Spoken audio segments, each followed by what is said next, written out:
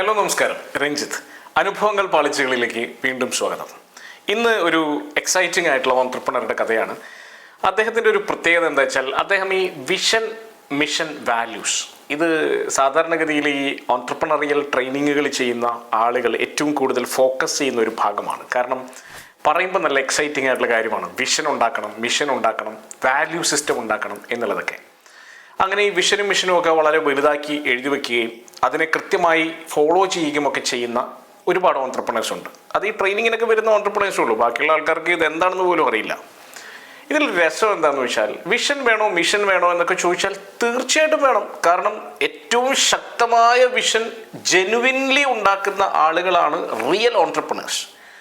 അപ്പം സക്സസ്ഫുൾ ആയിട്ടുള്ള ഏത് ഓൺട്രപ്രണറെ എടുത്ത് നോക്കിക്കോളൂ, അയാൾക്കൊരു ശക്തമായ വിഷൻ ഉണ്ടായിരുന്നിട്ടുണ്ടാവും. ഏതറ്റം വരെയും അയാൾ പോകാനായിട്ട് പ്രേരിപ്പിക്കുന്ന ഒരു വിഷൻ. അപ്പോൾ ഇതൊക്കെയാണ് ആക്ച്വലി ട്രെയിനിങ്ങിൽ പറയുന്നത്. പല ട്രെയിനേഴ്സും പലതരത്തിലാണ് കേട്ടോ പറയുന്നത്. അപ്പോൾ എത്രമാത്രം എഫക്റ്റീവ് ട്രെയിനിങ്ങുകൾ അറ്റൻഡ് ചെയ്തിട്ടാണ് ഈ വിഷനൊക്കെ ആളുകൾ മനസ്സിലാക്കുന്നതെന്നറിയില്ല. കേരളത്തിലെ പല ഓൺട്രപ്രണേഴ്സും വിചാരിച്ചു വെച്ചിരിക്കുന്നത് അതുകൊണ്ട് തന്നെ വിഷൻ എന്തായാലും വേണം. അയാൾക്ക് ആക്ച്വലി വിഷൻ ഉണ്ടോ എന്നുള്ളതല്ല, ഒരു വിഷൻ സ്റ്റേറ്റ്മെൻറ്റ് വേണം. അപ്പോൾ വിഷൻ സ്റ്റേറ്റ്മെൻറ്റ് കുറേ ആലോചിച്ചൊരു വിഷൻ സ്റ്റേറ്റ്മെൻറ്റ് ഉണ്ടാക്കും. അതുമായി ബന്ധപ്പെട്ട ചില കോർ വാല്യൂസൊക്കെ ചില ആളുകൾ ഉണ്ടാക്കി വയ്ക്കും. നല്ല കാര്യമാണ്, കുഴപ്പമൊന്നുമില്ല, ഉണ്ടാക്കണം എന്നുള്ളതാണ്. പക്ഷേ അമിതമായാൽ അമൃതും വിഷം നമുക്കറിയാലോ, പണ്ട് തൊട്ടേ നമ്മൾ കേൾക്കുന്നതാണ്. ഇത് തന്നെയാണ് വിഷൻ്റെ കാര്യത്തിൽ സംഭവിക്കുക. ഈ വിഷനും വാല്യൂസും മുറുകെ പിടിച്ചു മാത്രം ഇരിക്കുമ്പോൾ ചില പ്രശ്നങ്ങൾ ഉണ്ടാകാം. എന്താണ് ആ പ്രശ്നം ഉണ്ടാകുന്നത്? അത് അതിൻ്റെ സാങ്കേതികമായ പ്രശ്നം ഞാൻ പറയാം. ഈ വിഷൻ വളരെ ലോങ് ടേമിലേക്കുള്ള സംഭവമാണ്. അതിൻ്റെ ഒപ്പം നമ്മൾ സ്ട്രോങ് ആയിട്ട് മുറുകെ പിടിക്കേണ്ട ചില വാല്യൂ സിസ്റ്റംസ് ഉണ്ടെങ്കിൽ വളരെ നല്ലതാണ്. ആ വാല്യൂവിൽ അധിഷ്ഠിതമായിട്ടായിരിക്കണം നമ്മൾ ബിസിനസ് പ്രവർത്തിക്കേണ്ടത്. അതിന് താഴെ എന്തുണ്ട്? മിഷനുണ്ട്. മിഷൻ ഒരു 2-3 വർഷത്തേക്കുള്ള ഒരു ഷോർട്ട് ടേം സ്ട്രാറ്റജി ആയിട്ട് വേണമെങ്കിൽ പ്ലാൻ ചെയ്യാവുന്ന ഒരു സാധനമാണ്. ഇപ്പോൾ നമുക്ക് എന്ത് ചെയ്യാൻ കഴിയും ഈ വിഷന് വേണ്ടി എന്നുള്ളതാണ്. അങ്ങനെ ചെയ്തു പോകുന്ന സമയത്ത് ആ മിഷനിൽ നിന്നാണ് സ്ട്രാറ്റജികൾ ഡെവലപ്പ് ചെയ്യുന്നത്. കാരണം എന്ത് സ്ട്രാറ്റജിയിൽ ഈ വർഷത്തിൽ പോകണം, മാർക്കറ്റിനെ എങ്ങനെ അപ്രോച്ച് ചെയ്യണം, പെനട്രേറ്റ് ചെയ്യണോ, സ്കിമ്മിങ്ങിൽ പോകണം, ഈ തീരുമാനം എല്ലാം എടുക്കുന്നത് ഈ പറയുന്ന മിഷനിൽ നിന്ന് വരുന്ന സ്ട്രാറ്റജിയെ ബേസ് ചെയ്തിട്ടാണ്. ഈ വിഷൻ എപ്പോഴും കണക്ട് ചെയ്യാനും വാല്യൂസ് എപ്പോഴും കണക്ട് ചെയ്യാനും ശ്രമിക്കുമ്പോൾ ഉണ്ടാകുന്ന ഒരു ഇഷ്യൂനെ കുറിച്ച് പറയാം. ഒരു ബൊട്ടീക്ക്, അത്യാവശ്യം നല്ല രീതിയിലുള്ളൊരു ബൊട്ടീക്ക് നടത്തുന്ന ഒരാളാണ്. അത്യാവശ്യം പ്രീമിയമായിട്ടാണ് അദ്ദേഹം പൊസിഷൻ ചെയ്തിരിക്കുന്നത്. എന്നാൽ അതിന് അനുസരിച്ചിട്ടുള്ള ഒരു വാക്കിൻസ് ഇല്ല. അദ്ദേഹത്തിന് ലോയലായിട്ടുള്ള കുറേ കസ്റ്റമേഴ്സ് ഉണ്ട്. അദ്ദേഹത്തിൻ്റെ ഭാര്യയും കൂടിയാണ് ഇത് നടത്തുന്നത്. അദ്ദേഹത്തിന് ലോയലായിട്ടുള്ള കുറേ കസ്റ്റമേഴ്സ് ഉണ്ട്.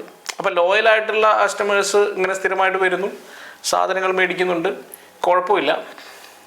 പക്ഷേ ബുട്ടീക്കാണെങ്കിലും ഏകദേശം ഒരു ഫാമിലി കൗണ്ടർ ടെക്സ്റ്റൈൽ ഷോപ്പിൻ്റെ പോലെയാണ് ഇതിരിക്കുന്നത്. അത് അത്യാവശ്യം വലുതാണ്. അപ്പോൾ അതുകൊണ്ട് തന്നെ ഒരു ഫാമിലി കൗണ്ടറുമായിട്ട്, ഫാമിലി കൗണ്ടർ എന്ന് പറഞ്ഞാൽ നിങ്ങൾക്ക് മനസ്സിലായല്ലോ, അതായത് ഷീമാട്ടി, ജയലക്ഷ്മി, കല്യാൺ എന്നൊക്കെ പറയുന്ന പോലെ അവരുമായിട്ട് ഏകദേശം ഇക്വാലൻ്റ് ആയിട്ടുള്ള രീതിയിലുള്ള ഒരു ഷോപ്പ്. ഈ ഷോപ്പ് ഇവരുമായിട്ടാണ് മത്സരിക്കുന്നത്. പക്ഷേ ഈ ഒരു ടൗണിൽ ഈ ഷോപ്പ് അത്യാവശ്യം നന്നായി ചെയ്യുന്നുണ്ട്. കാരണം ഇദ്ദേഹത്തിൻ്റെ ഇടപെടൽ, ഇദ്ദേഹത്തിൻ്റെ ഭാര്യ വളരെ നല്ലൊരു ഡിസൈനറാണ്. അവർ ആളുകളോട് നല്ല രീതിയിൽ ഇടപഴകുന്നുണ്ട്.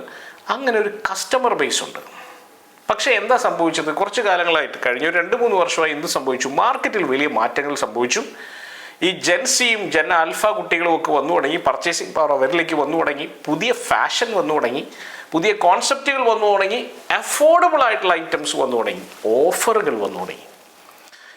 ഓഫർ എന്ന് പറയുന്ന ആ ഒരു സാധനത്തിനോട്, ആ ഒരു വാക്കിനോട് തന്നെ പുള്ളിക്ക് ചതുർത്ഥിയാണ്.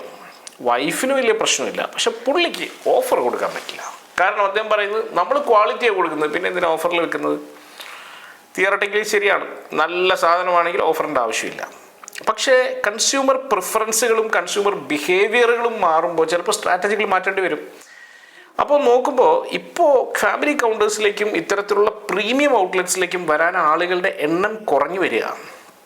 ആ സമയത്ത് കഴിഞ്ഞ 3 വർഷമായി അദ്ദേഹത്തിൻ്റെ സെയിൽസ് താഴേക്ക് പോയിക്കൊണ്ടിരിക്കുക. കാരണം എന്താ? പുള്ളി ഒരു തരത്തിലുള്ള ഓഫറുകൾക്കും തയ്യാറല്ല. പുള്ളി ഒരു തരത്തിലുള്ള പ്രൊമോഷനും തയ്യാറല്ല. ഈവൺ ഒരു ഇൻഫ്ലുവൻസർ മാർക്കറ്റിംഗ് പോലും ചെയ്യാൻ പുള്ളിക്ക് താല്പര്യമില്ല. നമ്മളുടെ ക്വാളിറ്റി കണ്ട് വേർഡ് ഓഫ് മൗത്തിലൂടെ ആളുകൾ വരട്ടെ എന്നുള്ളതാണ് സ്ട്രോങ് ആയിട്ട് പുള്ളി ബിലീവ് ചെയ്യുന്നത്. അത് മോശം ബിലീഫല്ല. ഞാൻ വീണ്ടും പറയുകയാണ്, നിങ്ങളുടെ ഒരു പൊസിഷനിങ് നിങ്ങൾക്ക് നല്ല ക്ലാരിറ്റി ഉണ്ടെങ്കിൽ ആ ഒരു ബിലീഫ് സിസ്റ്റത്തിൽ പോകുന്നതുകൊണ്ട് കുഴപ്പമൊന്നുമില്ല. പക്ഷെ ആ ബിലീഫ് സിസ്റ്റത്തിൽ തന്നെ ഡിഫറെൻ്റ് ആയിട്ടുള്ള പ്രൊമോഷണൽ മെത്തേഡ്സ് ഉണ്ട്. ആ പ്രൊമോഷണൽ മെത്തേഡ്സ് അഡോപ്റ്റ് ചെയ്യണം. പ്രമോഷൻ എന്ന് പറയുന്ന വാക്കിനോട് തന്നെ പുള്ളിക്ക് ചതുർത്ഥിയാണ്. അവിടെയാണ് പ്രശ്നമുള്ളത്. പ്രമോഷൻ ഏതൊരു പൊസിഷനിലും ആവശ്യമാണ്. ഡിഫറെൻറ്റ് ടൈപ്സ് ഓഫ് പ്രൊമോഷൻ ആയിരിക്കണം എന്ന് മാത്രം. പക്ഷേ ഇത് അദ്ദേഹം കഴിഞ്ഞ് 3 വർഷമായിട്ട് കാര്യമായിട്ടുള്ള ഒരു പ്രൊമോഷനും ചെയ്തിട്ടില്ല. സംഭവം താഴേക്ക് പോയി. ഒരു തരത്തിലും ആളുകൾ വേർഡ് ഓഫ് മൗത്ത് ഒക്കെ പറയുന്നുണ്ട്. ആളുകൾക്ക് പൊതുവെ മാർക്കറ്റിൽ ഈ ഒരു ഷോപ്പിനെ കുറിച്ച് നല്ല അഭിപ്രായമാണുള്ളത്. പക്ഷേ ഞാൻ ചോദിക്കുന്നത്, നിങ്ങളൊരു കുർത്ത എടുക്കാൻ പോവാണ്. ആ കുർത്ത എടുക്കാൻ പോകുമ്പോൾ ഈ ഷോപ്പിലുള്ള കുർത്തയുടെ വില 3500 രൂപ. പക്ഷേ അതേ സാധനം തന്നെ 750 രൂപയ്ക്ക് അപ്പുറത്തുള്ള ഷോപ്പിൽ നിന്ന് അവൈലബിൾ ആണ്. അതേ സാധനമല്ല, ചെറിയ വ്യത്യാസം ഉണ്ടായിരിക്കും, അവൈലബിൾ ആണ്. ഏതായിരിക്കും നമ്മൾ ഓപ്റ്റ് ചെയ്യാൻ സാധ്യത കൂടുതൽ? മാസ് ഓപ്റ്റ് ചെയ്യാൻ സാധ്യത കൂടുതൽ. 10 പേരുണ്ടെങ്കിൽ 9 പേരും ഈ 750 രൂപയുടെ കുർത്ത ഓപ്റ്റ് ചെയ്യാൻ ചാൻസ് ഉണ്ട്. ഒരാളെങ്ങാനും ഇങ്ങോട്ട് വന്നാലായി. അതും ആരാണ്? ഇദ്ദേഹത്തെ പരിചയമുള്ള, പേഴ്സണലി അത്രയും ട്രസ്റ്റുള്ള ആൾക്കാരാണ്. മുമ്പേ അങ്ങനെയാണ് വന്നിരുന്നത്. ഇപ്പം ആ ഒരാൾ പോലും വരാതായിരിക്കുന്നു എന്നുള്ളതാണ് ഇപ്പോഴത്തെ അവസ്ഥ. അത് ഭീകരമായിട്ടുള്ള അവസ്ഥയാണ്. അതായത് 10% ആളുകൾ പോലും ഈ ഷോപ്പിനെ ഓപ്റ്റ് ചെയ്യാതായിരിക്കുന്നു എന്നുള്ള അവസ്ഥ. അപ്പം നമ്മൾ മനസ്സിലാക്കേണ്ടത് എന്താ? മാറി വരുന്ന ട്രെൻഡുകൾക്കനുസരിച്ച്, രീതികൾക്കനുസരിച്ച്, മാർക്കറ്റിൻ്റെ മാറ്റങ്ങൾക്കനുസരിച്ച്, കൺസ്യൂമറിൻ്റെ രീതികൾക്കനുസരിച്ച് നമ്മൾ സ്ട്രാറ്റജിയിൽ മാറ്റങ്ങൾ വരുത്തേണ്ടി വരും. വിഷനിൽ മാറ്റം വരുത്തണം. അപ്പം അദ്ദേഹം പറയുന്നത്, അദ്ദേഹത്തിൻ്റെ കോർ വാല്യൂ എന്ന് പറയുന്നത് നോ പ്രൊമോഷൻ എന്നുള്ളതാണ്. തെറ്റാണ്. അത് ഡിസൈൻ ചെയ്തപ്പോൾ ഉണ്ടാക്കി വെച്ചിരിക്കുന്ന ഒരു തെറ്റാണ്. നോ പ്രൊമോഷൻ ഒരു കോർ വാല്യൂ ആയിട്ട് അംഗീകരിക്കാൻ പറ്റുന്ന ഒരു ഫാക്ടർ അല്ല. നമുക്ക് ഇൻടാഞ്ചിബിളായിട്ട് കണക്ട് ചെയ്യാൻ പറ്റുന്ന സാറ്റിസ്ഫാക്ഷൻ, ഹാപ്പിനെസ്, ഓണസ്റ്റി എന്നൊക്കെ പറയുന്ന വളരെ ഇൻടാഞ്ചിബിൾ ആയിട്ടുള്ള എലിമെൻസിനെയാണ് നമുക്ക് ഈ കോർ വാല്യൂസിലേക്ക് കൊണ്ടുവരാൻ കഴിയുക. അല്ലാതെ പ്രൊമോഷൻ ഈസ് എ സ്ട്രാറ്റജി. അപ്പോൾ സ്ട്രാറ്റജീനെ പിടിച്ച് കോർ വാല്യൂവിൽ ഇടുമ്പോൾ ഉണ്ടാകുന്ന പ്രശ്നമാണിത്. അപ്പോൾ പ്രൊമോഷൻ ഉണ്ടാക്കാൻ പാടില്ല എന്ന് എവിടെയോ ഈ കോർ വാല്യൂവിൽ സെറ്റ് ചെയ്യുകയും ഏതോ ഒരു ട്രെയിനർ ഇത് മതി എന്ന് പറഞ്ഞ് ഉറപ്പിച്ചു കൊടുക്കുകയും ചെയ്തപ്പോൾ ഇദ്ദേഹം വിചാരിച്ചു പ്രൊമോഷൻ വേണ്ട. കാരണം അത് നമ്മുടെ വിഷനെയും വാല്യൂവിനെയും ബാധിക്കുന്ന സംഭവമാണ്. ഇങ്ങനെ പിടിച്ചാൽ മതി, ഇതിൽ സ്റ്റിക്ക് ഓൺ ചെയ്താൽ മതി. 3-4 വർഷമായി പിടിച്ചു നിൽക്കുക, സെയിൽ താഴോട്ട് പോവുക, പ്രോഫിറ്റബിലിറ്റി താഴോട്ട് പോവുക. ആൾക്കാർ, പുതിയ ജനറേഷനൊന്നും ഈ ഷോപ്പിനെ കുറിച്ച് കേട്ടിട്ട് പോലുമില്ല. ഭീകരമായ അവസ്ഥയിലേക്ക് പോവുകയാണ്.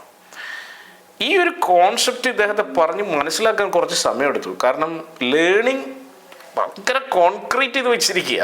കഴിഞ്ഞ ഒരു 8 വർഷമായിട്ട് അദ്ദേഹം ഈ ഏതോ ഒരു ക്ലാസ്സിലൊക്കെ പോയിട്ട് അത് സെറ്റ് ചെയ്ത് വെച്ചിരിക്കുന്ന ഒരു സംഭവമാണ്. അതിനെ അൺലേൺ ചെയ്യിപ്പിക്കണമല്ലോ. എനിക്ക് തോന്നുന്നു ഒരുപക്ഷെ അദ്ദേഹം ആ ട്രെയിനറുടെ പ്രശ്നമായിരിക്കില്ല, ഇദ്ദേഹം അതിനെ എടുത്ത രീതിയായിരിക്കാം. അപ്പോൾ നമുക്ക് ഒരാളെ ബ്ലെയിം ചെയ്യാൻ താല്പര്യമില്ല കേട്ടോ. ഇദ്ദേഹം എപ്പോഴും നമ്മളൊരു കാര്യത്തിന് എടുക്കുന്ന രീതിയാണല്ലോ നമ്മുടെ പ്രശ്നം. ഇദ്ദേഹം എടുത്തത് സെറ്റ് ചെയ്ത് വെച്ചിരിക്കുക. അപ്പോൾ ഇതിനെ മാറ്റണം. ഇത് കോർ വാല്യൂ അല്ല. കോർ വാല്യൂ നിങ്ങളുടെ ഓണസ്റ്റി ആവാം, നിങ്ങളുടെ ട്രാൻസ്പെറൻസി ആവാം, നിങ്ങളുടെ കമ്മിറ്റ്മെൻ്റ് ആവാം, കസ്റ്റമർ സാറ്റിസ്ഫാക്ഷൻ, ഇതൊക്കെ കോർ വാല്യൂവിൽ ഉൾപ്പെടുത്താം, ഒരു കുഴപ്പമില്ല. അതിന് പകരം ഈ പ്രൊമോഷൻ ചെയ്യില്ല എന്നുള്ളത് കോർ വാല്യൂ ആയിക്കഴിഞ്ഞാൽ നിങ്ങൾ തീർന്നു. അപ്പോൾ അതൊരു സ്ട്രാറ്റജിക്കലായിട്ടുള്ള തീരുമാനം. അത് എടുത്ത് മാറ്റാൻ തീരുമാനിക്കുന്നു. പുതിയ പ്രൊമോഷൻസും പുതിയ കുറേ ഐറ്റംസും നമ്മൾ കൊണ്ടുവരാൻ തീരുമാനിക്കുന്നു.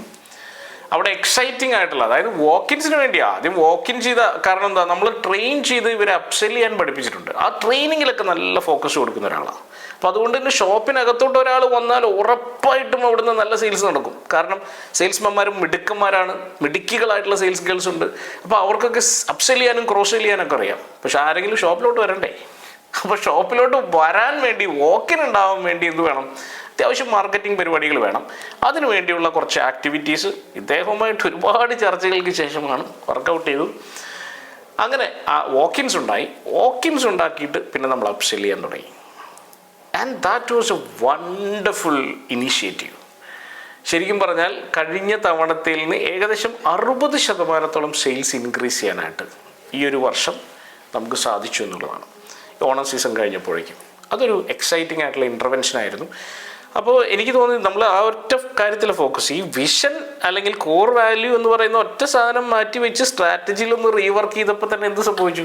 സെയിൽസ് 60% കൂടി. സിസ്റ്റംസ് നമ്മൾ തൊട്ടിട്ടില്ല, ഇനി എടുക്കാൻ പോകുന്നേ ഉള്ളൂ. അപ്പോൾ സിസ്റ്റംസും കൂടി നമ്മളൊന്ന് സ്ട്രീം ലൈൻ ചെയ്താൽ ഇത് അടുത്ത ലെവലിലേക്ക് പോകും. പലപ്പോഴും പല ഓർഗനൈസേഷൻസിലും ഏതെങ്കിലും ഒരൊറ്റ ബോൾട്ടൊന്ന് മുറുക്കി കഴിഞ്ഞാൽ തന്നെ അവരുടെ എഫിഷ്യൻസി അടുത്ത ലെവലിലേക്ക് പോകും. അപ്പോൾ തീർച്ചയായിട്ടും നിങ്ങളുടെ ഓർഗനൈസേഷനിൽ ഇങ്ങനെ എന്തെങ്കിലും പ്രശ്നം നേരിടുന്നുണ്ടെങ്കിൽ ഞങ്ങളെ കണക്ട് ചെയ്യാം. All the best.